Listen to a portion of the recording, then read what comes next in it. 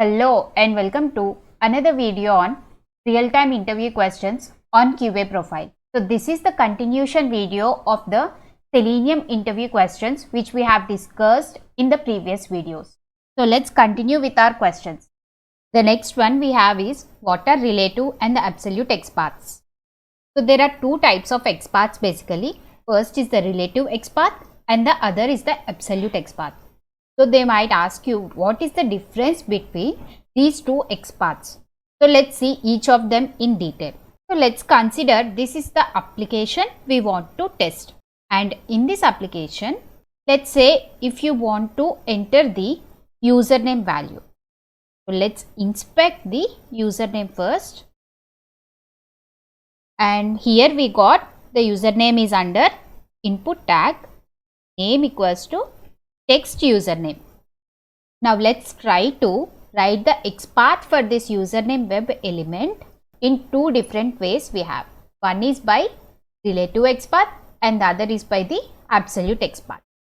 So let me try to write the XPath first by using the absolute XPath. For writing the absolute XPath, we always start that with the root node of the HTML. So the root node here is the HTML tag. We'll have the / HTML, and then under the HTML we will be having the body tag. So basically you can see the path for the absolute XPath is of the same which is displayed here. It is like HTML body, dev with ID equals to wrapper, and dev with the ID equals to content, and so on. So this is all forms the absolute XPath for us. So this is the absolute XPath for the text box username here. So it always starts with the / that is followed by the HTML and then the body tag and then the respective tags for the particular element. So it will start from the root node and end with the tag of that particular web element. Now let's try to write the relative XPath for the same web element. So here the main difference is that relative XPath always starts with the double / and here text box is under the tag of input. Write it as input @ equals to, and we have ID equals to username. Let's use the same attribute here, ID equals to username. So we got the match for the input username text box. So this is the relative XPath for this username web element. So it always starts with the double / and then followed by the tag with the attribute and its value in the square brackets. So this is how we write the relative or absolute XPath for any of the web elements. Let's go back to the slides. So here you can see absolute XPath is the direct way to find any web element. So that means it always starts from the root node of the HTML DOM. So it always starts with the single / and whereas in the relative XPath it is the URL that contains the portion of the full path. So it is like it doesn't have the full path of that web element. Instead it has only a small portion of it. So alternatively, because of this, relative XPath is also referred as partial XPath or non-absolute XPath, and the absolute XPath always starts with the single / whereas the relative XPath always starts with the double /. This we have seen while we are trying to write both of those XPaths. So here you can see the format for both of them.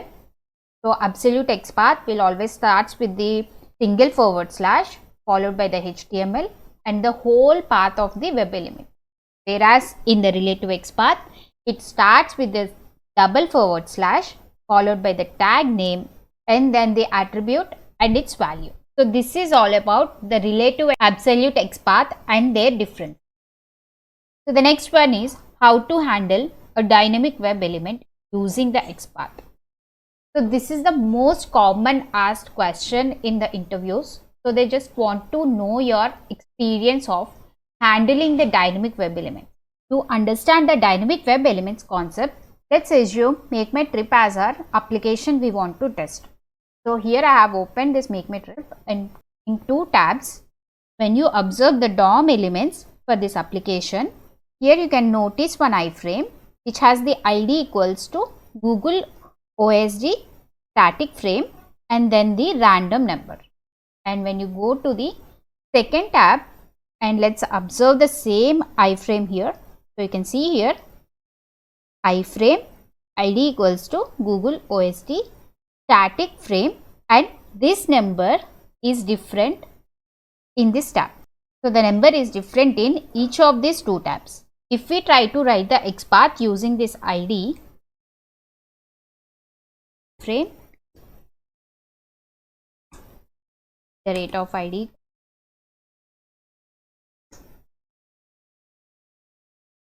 so you are able to find this element. So this Xpath should also work for the element under the second tab. So let's search and see if we are able to find that. So when you search here, you can see it is showing no such element. So there were no matches with this Xpath. Your script is going to fail when we are trying to use the Xpath in this format. So the ID is changing here constantly. So that is why we need to make our Xpath dynamic to identify these kind of dynamic web elements. So there are multiple ways of finding it. Let's see each of those in detail and we have to always follow which one fits us the most. So the first one is by Xpath with the content. So in the previous one we have seen it, we have the some particular text of the ID as common. So in that case what we can say is use this contains keyword and say at the rate of ID and contains that common text. By that we will be able to find the element even though the ID is changing. So let's try to write the Xpath with this contains to find the same iframe. So this is the Xpath which we have written previously. Now let me add the contains keyword. Contains ID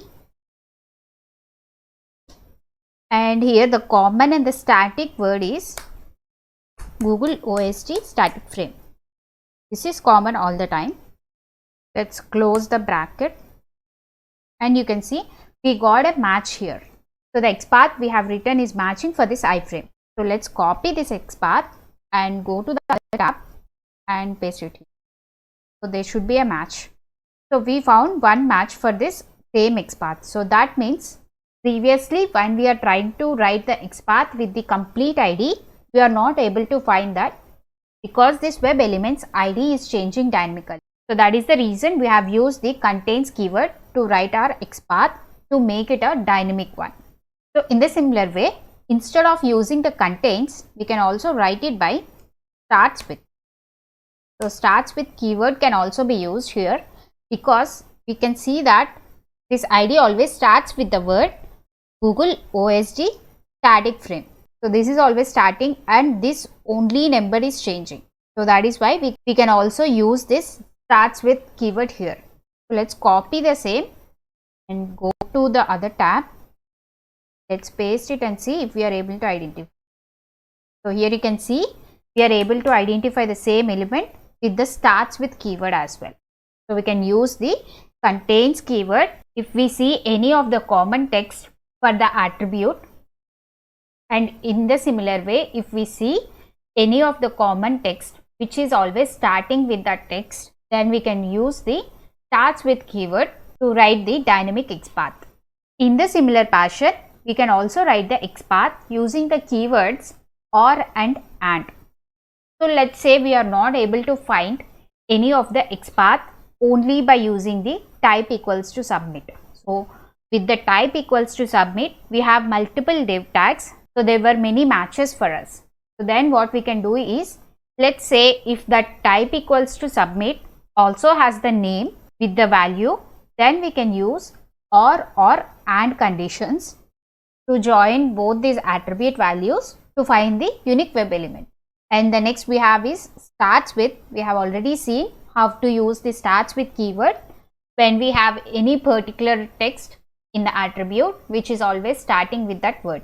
And the later we have XPath with follows. Let's see how to write the XPath with this follows keyword.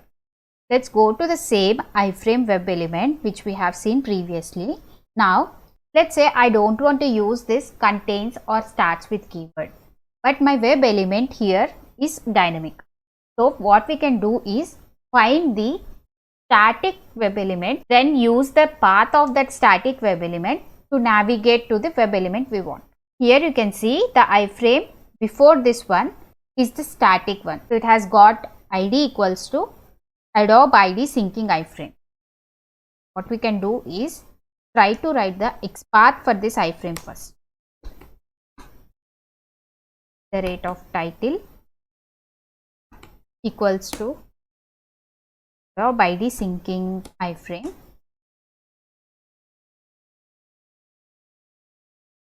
So, you can see we have a one match here, and this is not the web element we want to find. We want to find the web element with the iframe ID equals to Google OS. So, what we can do is use the following keyword. With the following keyword, we have to define the tag which we want to find. We want to find the iframe. This XPath is able to recognize the iframe with the ID equals to Google OST. So, here we haven't used the ID which we have got in the web element, but instead we have used the previous web element to locate the web element which we want. So, that can be done by using this following keyword. So, that is what you can see here. So, using the following keyword, we can identify the previous web element first and then use the following keyword and define the tag of the web element which we want to identify. In the similar way, we have the ancestor keyword to write the XPath using the child web elements. And next we have XPath with the preceding keyword. So, instead of the following keyword, so this preceding keyword is opposite of what following keyword is.